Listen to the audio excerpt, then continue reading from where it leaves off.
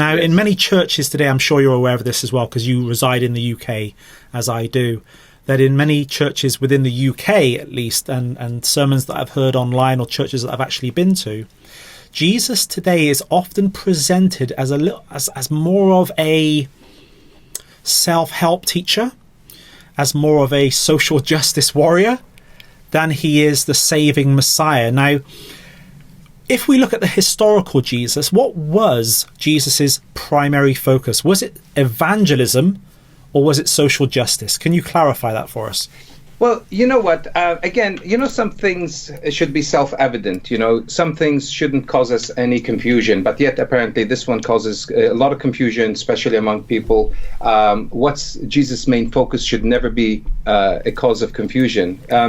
The interesting thing about this one is specifically because Jesus told us, right, what he came to do. He said, I do not come to judge the world, but to save the world, right? In fact, Jesus said that he didn't even come to condemn the world. He said, for God did not send his son into the world to condemn the world, but that the world through him might be saved. So Jesus' primary focus, his entire purpose, was obviously to save the world. But some people seem to be confused about this, maybe for a couple of reasons. I mean, first, Jesus didn't you and I both know Jesus never minced his words, right? When he saw something that was wrong, that was unrighteous, he made it very clear to people. So when he saw something that was unjust, he spoke about it. I mean, Jesus, when he went to the temple, he turned the table upside down. He sometimes answered the Pharisees in such a way that you would say it's fairly firm, to say the least, right? So because Jesus was very outspoken when something was wrong, people assumed that he came to uphold justice. Maybe that's probably one of the confusion. But of course, he did come to uphold justice. That wasn't the problem. But that wasn't the primary focus for him to be there.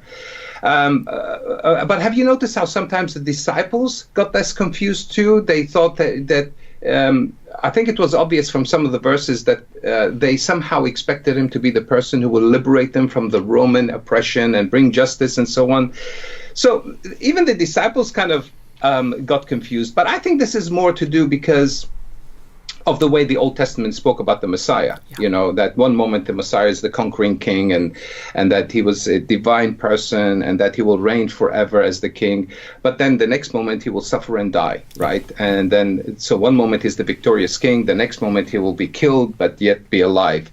So you can see why there was some confusion there, at least for the disciples. But I don't think the people who speak of him today are confused with those prophecies. They're not confused about that. They're just using the character of Jesus, and they think he came to uphold justice or to stand for that. I mean, we can talk about why they were confused, but even the disciples later on actually realized, because after he suffered and died in Acts chapter 1, they came to him and said, Lord, has the time come for you to free Israel and restore our kingdom? So they realized that he is going to come back at some point, and he is going to restore the kingdom, and that he is going to be the judge. And we have many verses that tells us that he's coming back as the judge. So he will be the judge one day, and he'll take over, and he'll do all these things that people think he's coming to do.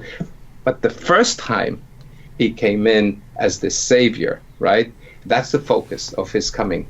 But the second one, that focus would shift from being the savior to being the king and the judge, right? So they kind of got the sequence of things wrong. So Jesus' primary purpose for coming is to save us rather than to become the judge at that point. So that was his purpose.